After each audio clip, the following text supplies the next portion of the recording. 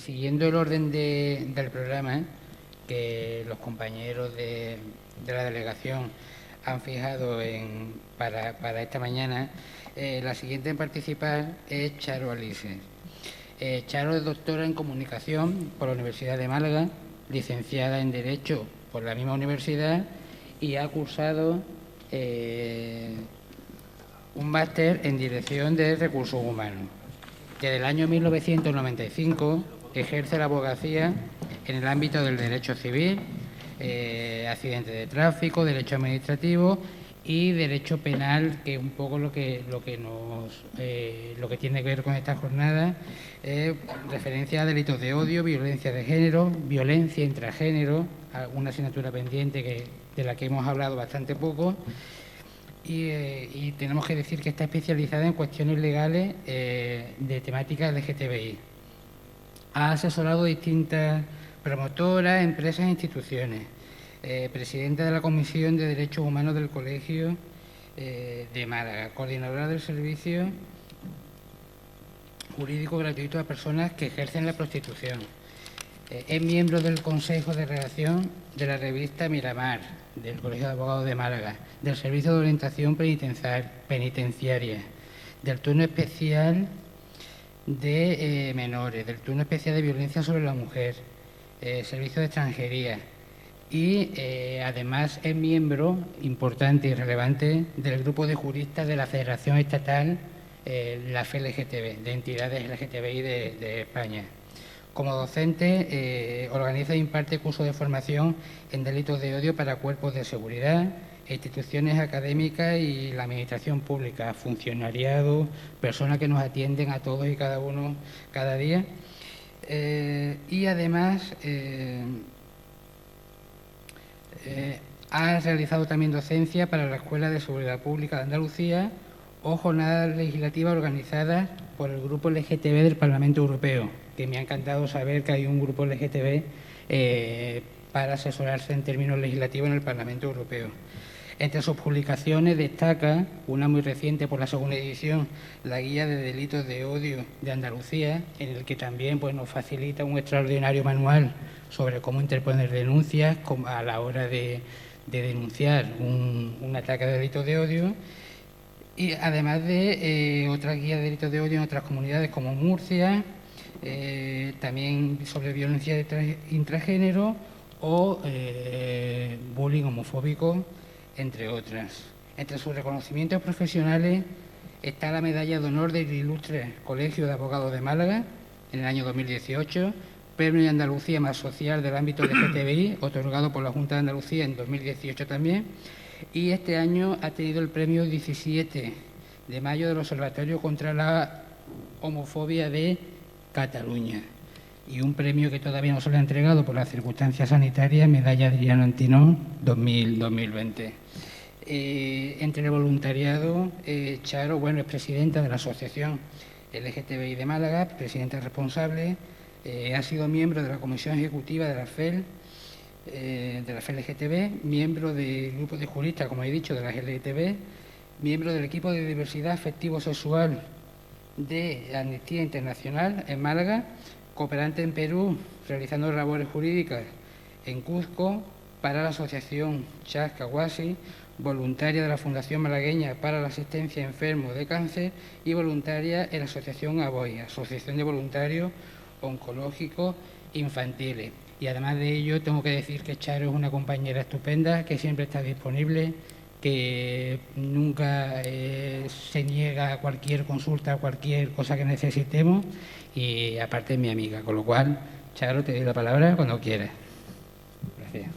Muchas gracias, Manolo, por esa presentación tan cariñosa y tan extensa de las cosas que hacen. Nada, quería hablaros de un tema que creo que es muy importante, porque si hablamos de delitos de odio no nos podemos olvidar de las víctimas, porque si estamos aquí es precisamente para proteger a las víctimas, o mejor, para que no haya víctimas de delitos de odio. O sea, todo lo que se ha hablado hasta ahora desemboca en esto. Bueno, pero se me ha oído algo de lo que he dicho, sí, ¿no? Bueno, pues eso, que todo lo que se está hablando aquí desemboca en se hace por la necesidad de ayudar a las víctimas y de que no haya víctimas, ¿no? Entonces, bueno, vamos a hablar un poquito de esto, ¿no? Bueno, ¿qué es la víctima? ¿Qué es una víctima? Pues tenemos un maravilloso Estatuto de la Víctima del Delito, 4/2015, que podéis consultar en Internet. Y te dice que la víctima, te divide en víctima directa y víctima indirecta. Te dice que la víctima directa es toda persona física que haya sufrido un daño o perjuicio sobre su persona o personas o patrimonio, y en especial lesiones físicas o psíquicas, daños emocionales, perjuicios económicos directamente causados por la comisión de un delito. ¿Vale? Esa es la víctima directa. Pero también hay una cosa muy importante que reconoce el Estatuto de la Víctima, que son las víctimas indirectas. Las víctimas indirectas son aquellas que en caso de muerte o desaparición de la víctima directa sufren esas consecuencias del delito. ¿Y quiénes son? Pues el cónyuge, la pareja, los hijos, los ascendientes, los hermanos, los parientes en línea recta o colateral, dentro del tercer grado, que se encontraron bajo su guarda o custodia, o las personas que estén sujetas a la tutela o curatela o que se encontrasen en acogimiento familiar. Todas esas personas, evidentemente, si por ejemplo ocurre un asesinato, ¿verdad?, y asesinan a alguien, pues todas estas personas sufren las consecuencias de este asesinato y por eso son consideradas víctimas, en este caso víctimas secundarias. ¿Cuáles son las clases de victimización? Bueno, pues tenemos la victimización primaria, que es pues, el daño físico, psíquico, emocional o material derivado directa o indirectamente de la comisión de un delito. Pues bueno, evidentemente si te pegan, pues ese dolor o esas lesiones más o menos intensas que te puedan haber causado, pues eso es una victimización primaria, ¿no? O hacen daño a tus posesiones o te hacen daño psicológicamente. Bueno, pues eso es la victimización primaria. Todo como consecuencia directa del delito. Y luego está la victimización secundaria, que son aquellas molestias más o menos intensas que sufre una víctima cuando entra en contacto con el sistema jurídico penal, ¿vale? Y para que lo entendamos mejor, la victimización secundaria se produce pues con cosas como que vas a denunciar y como no, bueno, puedes ir a una comisaría y por motivos laborales de esa comisaría, pues te dicen que te esperes sentada en una silla. Y entonces viene la víctima hecha polvo, con lesiones, con el ánimo por los suelos, asustada y nerviosa, y se tiene que esperar ahí sentada pues el tiempo que sea hasta que la atiendan. Y después, bueno, pues le dicen, pues váyase usted al juzgado y denuncie usted, y ahora tiene que usted irse al juzgado. Y entonces la víctima va al juzgado. Y en el juzgado también se tiene que esperar ahí un rato, tal. Y luego le dicen que además tiene que ir al médico forense. Y luego le dicen que tiene que declarar otro día. Y entonces tiene que ir otro día. Y ese día resulta que el juez no está o lo que sea. Y entonces o pasa algo y se suspende la declaración y tiene que volver otra vez. Bueno, pues todo eso supone un daño psicológico para la persona que le afecta, además del daño que le ha causado propiamente el delito, y a eso se le considera victimización secundaria, ¿vale? Y luego está la victimización terciaria, que es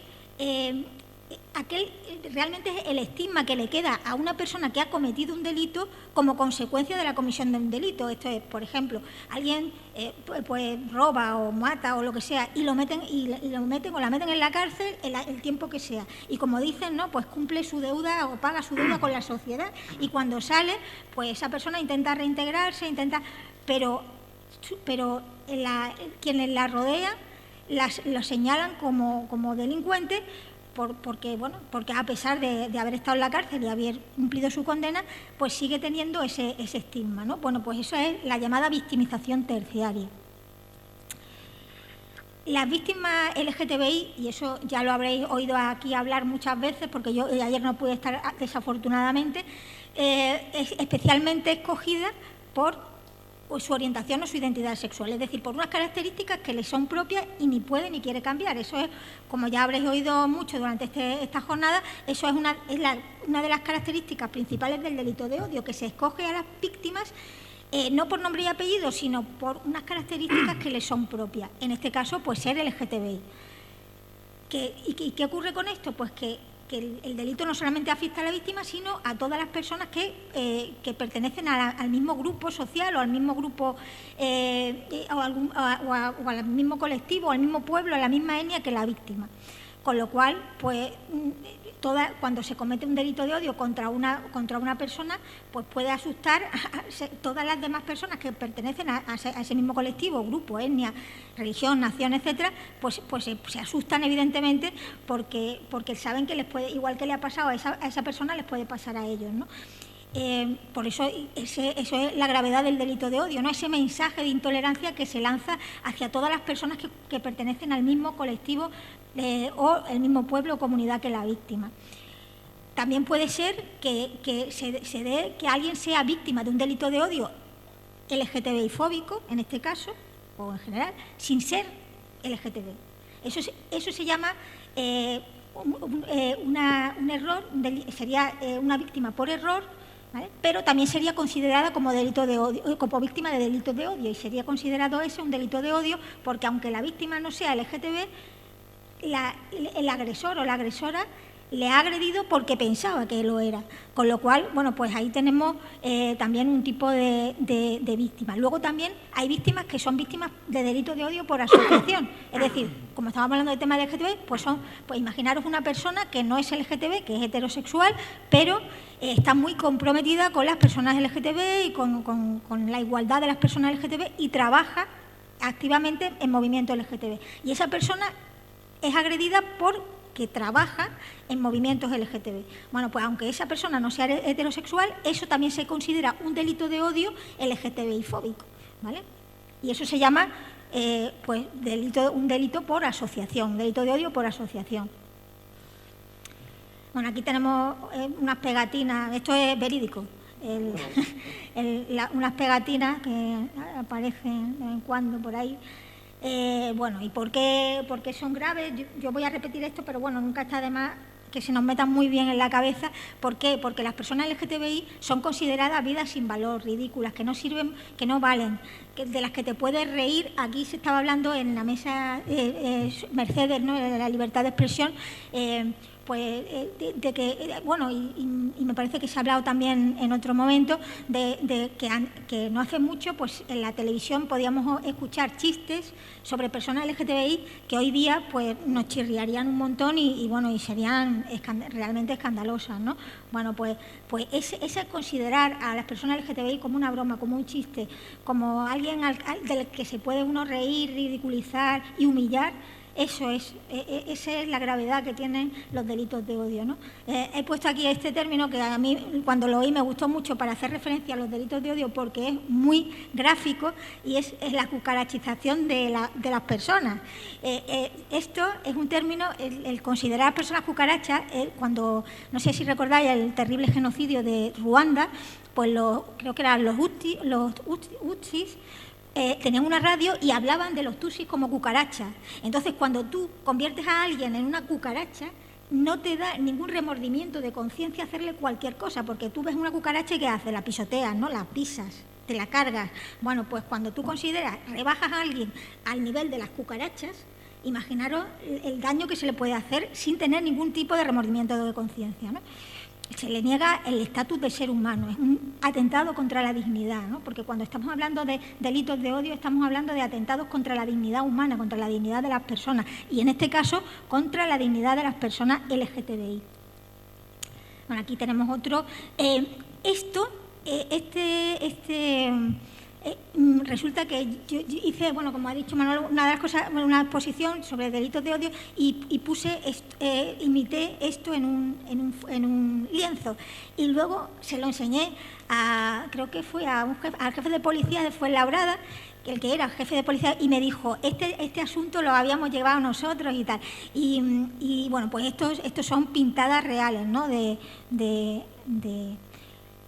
Y bueno, ¿y qué hacemos cuando nos encontramos con una víctima de delitos de odio? Pues tenemos el Estatuto de la Víctima nos dice que cuando nos encontramos con una víctima de delitos de odio hay que tratarla de manera individualizada de acuerdo con sus características personales, porque evidentemente cada uno somos de una manera distinta y a cada persona le afectan de una manera diferente las cosas. Entonces una persona puede sufrir unas consecuencias de un delito que por el mismo delito otra persona no sufre, porque ya entramos en el terreno subjetivo, ¿no? Y en el terreno de que cada uno, cómo le afectan las cosas, cómo siente las cosas, ¿no? Por tanto, cuando tratas con una víctima tienes que tener en cuenta sus características, las características personales de esa persona, no solamente las características personales por ser LGTB, sino esa persona cómo ha sentido el delito del que ha sido víctima, ¿no? Bueno, el Estatuto de la Víctima nos dice, bueno, ¿quién está protegido? ¿Qué tipo de víctimas? ¿Quiénes están protegidas por este estatuto, por los derechos que nos otorga este estatuto? Pues te dice que están protegidos las víctimas de delitos cometidos en España o que puedan ser perseguidos en España con independencia de su nacionalidad, de si son mayores o menores de edad o de si disfrutan de residencia legal en España. Esto último es muy importante. ¿Por qué? Porque uno de los problemas de la infradenuncia en los delitos de odio, sobre todo en los que afectan a las personas extranjeras que están en situación irregular, es que como están en situación irregular tienen miedo de acercarse a la policía porque piensan que les pueden abrir un expediente de expulsión, es decir, encima que son víctimas de un delito, acaban siendo expulsadas del país, ¿no? Esto es algo que debía tratarse porque, igual que se hace con las víctimas de violencia de género, que cuando una mujer es víctima de violencia de género y está en situación irregular, sí se le concede un permiso de residencia, ¿vale? Para hacer que la víctima de violencia de género extranjera en situación irregular pueda denunciar y no siga sufriendo. Pues esto debería ocurrir también con las víctimas de delitos de odio extranjeras en situación irregular para evitar que sigan sufriendo y para evitar que esa infradenuncia, ¿no? Que se callen lo que les ha pasado. Además, todo en base a este estatuto, ¿no? El estatuto de la víctima. ¿Cuáles son? Bueno, aquí llegamos un poco a lo más importante. ¿Cuáles son los derechos de la víctima? Bueno, pues los fundamentales, que he puesto aquí muy resumiditos, pero bueno, lo voy a explicar muy brevemente cada uno. A mí uno de los que me parece muy importante es el acompañamiento. La víctima tiene derecho a estar acompañada en todo momento por la persona que elija, independientemente de que luego quiera un abogado o una abogada, pero tiene derecho a estar a ese acompañamiento, y eso me parece tan importante porque para mí el acompañamiento puede ser la diferencia entre que una persona denuncie y que no denuncie. ¿Por qué? Porque, como decía antes, cuando una persona es agredida, en este caso por su orientación o su identidad sexual, pues puede estar hecha polvo, ¿no? Hablando coloquialmente, y imaginaros que esa persona llega sola a la comisaría y se sienta sola y se siente fatal y tiene miedo de que le vuelvan a hacer algo y le duele todo y está triste. Pues si esa persona está sola y tiene que esperar ahí 2 horas, a lo mejor a la media hora se va de la comisaría. Mientras que si tiene a alguien al lado que le ayude, que le reconforte, incluso con la que se sienta protegida, pues esa persona probablemente entre y denuncie. Por eso es tan importante el acompañamiento, ¿no? Y por eso siempre lo digo, y sobre todo cuando a los colectivos, ¿no? A los colectivos que también pueden hacer esa función de acompañamiento. Luego, bueno, pues la información es un derecho fundamental, porque si no estamos informados de nuestros derechos, ¿cómo los vamos a ejercer, ¿no? Entonces es muy importante que a la víctima se le informe absolutamente de los derechos que tiene y de cómo puede ejercerlo. Derecho a entender y a ser entendida. Esto también es un derecho fundamental, porque si la persona no entiende lo que le están diciendo, ¿cómo va a poder interactuar? ¿Cómo va a poder entender lo que le están diciendo o cuáles son sus derechos, los recursos que tiene para su protección, etcétera, ¿no? Aquí, bueno, pues tenemos una muestra, pues hay una persona que ahora es intérprete de lengua de signos para que las personas que no pueden oír y que estén en esta sala puedan entender, porque si no hubiera esta persona con intérprete de lengua de signos, aquí habría gente que no entendería absolutamente nada. Pues eso pasa si una persona sorda llega a una comisaría o llega a un juzgado y no hay intérprete de lengua de signos, pues esa persona no va a entender nada ni va a poder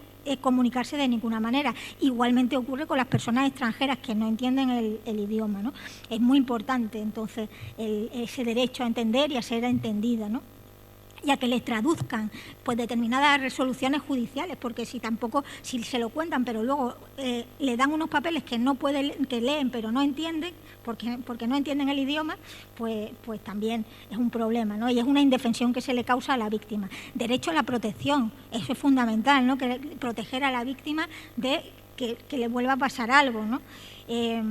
Pues una orden de alejamiento, prohibición de comunicación, etcétera, ¿no?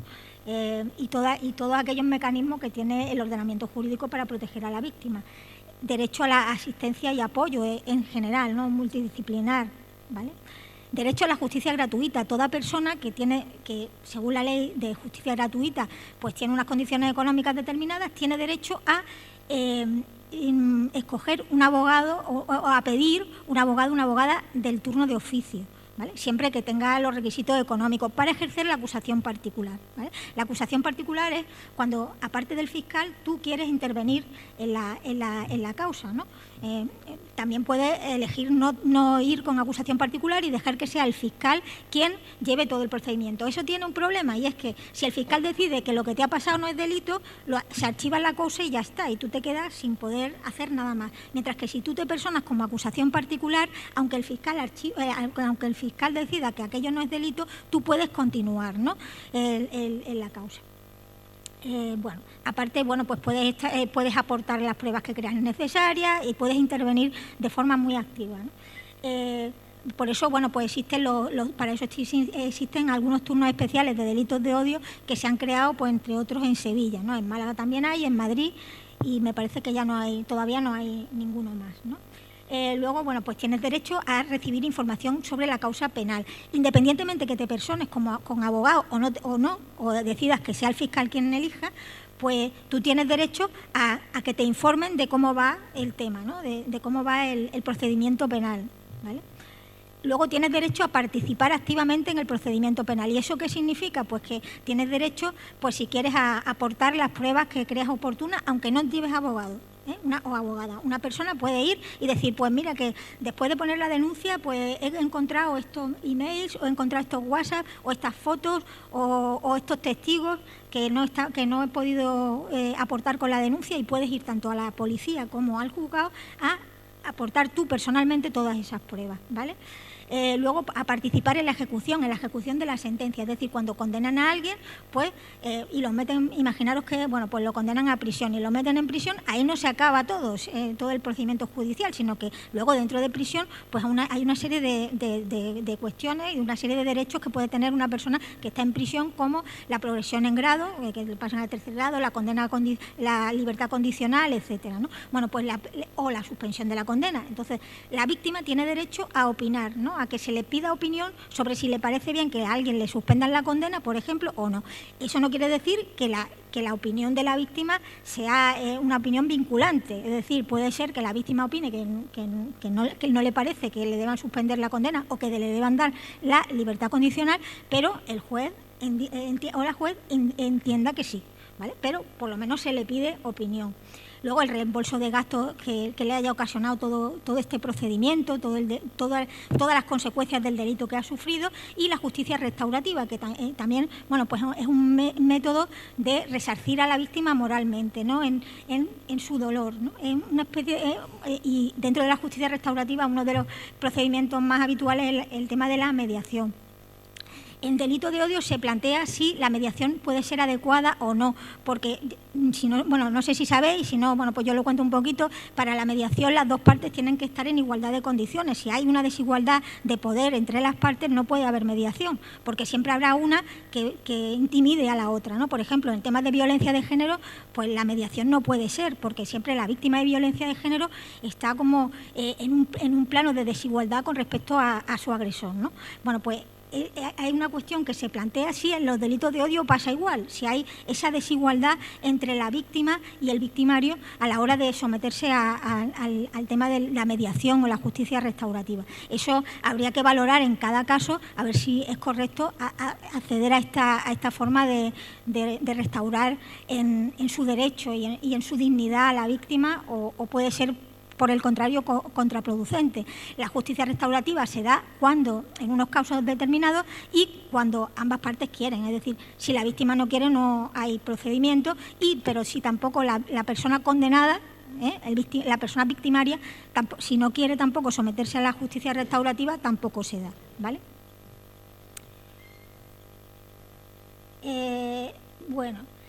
Medidas para evitar la victimización secundaria. Pues el Estatuto de la Víctima te dice que se le tome declaración a la víctima con la mayor celeridad posible, es decir, pues lo que estamos hablando, que no se le haga esperar mucho tiempo, ¿vale? En la medida de lo posible, que se unifiquen todas las declaraciones de la víctima, también lo que estaba comentando antes, ¿no? No, venga usted mañana, y ahora pasado, y dentro de un mes, y dentro de 15 días, no. si tengo que declarar por varias cosas, pues póngamela usted el mismo día y ya lo hago todo y el mal rato lo paso ya del tirón, ¿vale? Luego, pues el tema de la prueba preconstituida, declaración grabada de la víctima. Imaginaros una víctima extranjera que se tenga que marchar del país, bueno, pues se puede grabar con las garantías procesales oportunas, pues que esté delante del letrado de la Administración de Justicia para que dé fe de que eso es así, y esa grabación sirve en juicio como si la persona fuese al juicio, para que no quede, porque si la persona se va, y como no basta con que haya declarado en el juzgado, en comisaría ni en el juzgado de instrucción, sino que tiene que declarar en el juicio oral para que ese testimonio sea válido y sea prueba de cargo, pues para evitar que si la persona se va, aquello se quede, la persona, quien haya cometido el delito salga impune, pues se hacen este tipo de grabaciones. El acompañamiento y la individualización, que ya he hablado, de las que yo he hablado antes, ¿no? La problemática de las víctimas, dice la Agencia Europea de Derechos Fundamentales, no sé, como no estuve ayer, ya digo que no sé si esto lo hablasteis ayer, que solo denuncian el 10% solo se denuncian el 10% de los delitos que se cometen. ¿Y por qué ocurre esto? ¿Por qué hay una infradenuncia? Bueno, porque hay veces que la víctima no confía en la policía ni en la Administración de Justicia, porque a veces, y más de las veces que nos creemos, las víctimas ignoran dónde, cómo y qué denunciar, qué tengo que decir en la denuncia, ¿no? Y eso es un problema también, ¿no? Luego, las víctimas a lo mejor ni siquiera van a denunciar. Denuncia cuando pasa mucho tiempo o desaparecen del procedimiento, se van a su país, como decía antes, o tienen miedo de sufrir represalias, ¿vale? Y por eso no quieren denunciar.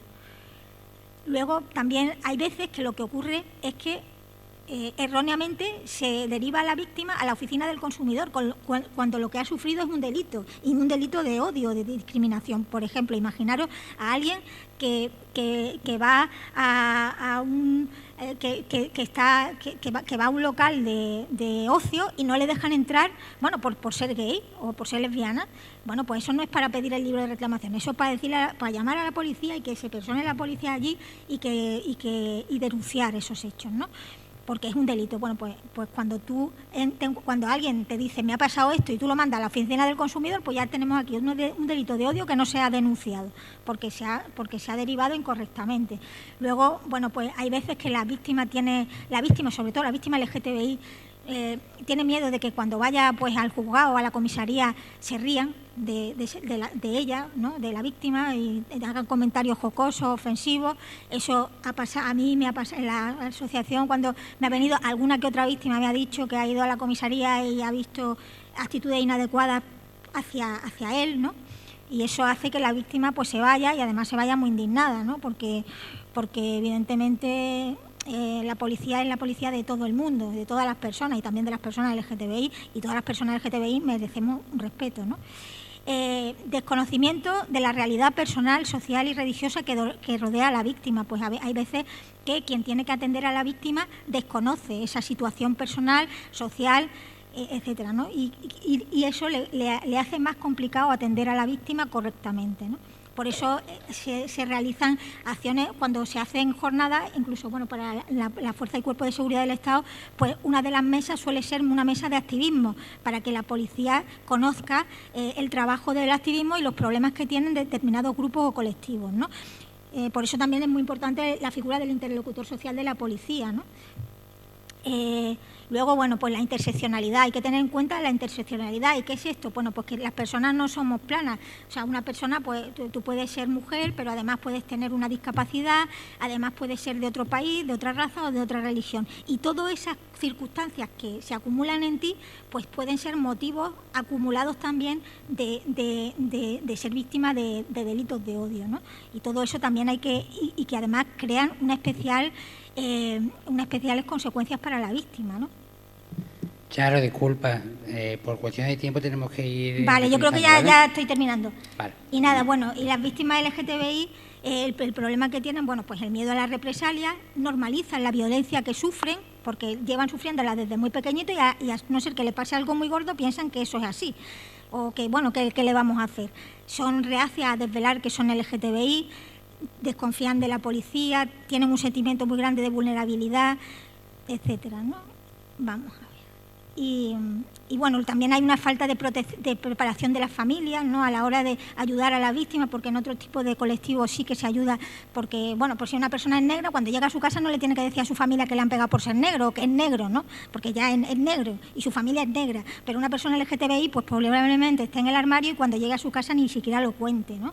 Entonces, bueno, pues, y tampoco nos enseñan estrategias para hacer frente a este tema, ¿no? Entonces, bueno, pues es muy importante para asistir a la víctima utilizar un lenguaje correcto. Luego, si tienen dudas sobre cualquier tema referente a la orientación o la identidad sexual de la víctima, preguntar, reconocer la valentía de la víctima a la hora de denunciar, apoyarse en organizaciones LGTBI y luego, bueno, pues si, por ejemplo, estamos ante una persona trans, preguntarle siempre cómo quieres que te llame, ¿no? ¿Quién eres tú? Independientemente, sin mirar el carnet de identidad, porque el carnet de identidad a veces no corresponde con quién es la persona. Y eso es muy importante para una persona trans y también hacerlo constar así en el atestado. Su nombre, ¿quién eres tú? Pues eso es lo que tiene que constar en el atestado, independientemente de que se señale algo para poder determinar su identidad. Y nada, siento haberme extendido. Muchas gracias.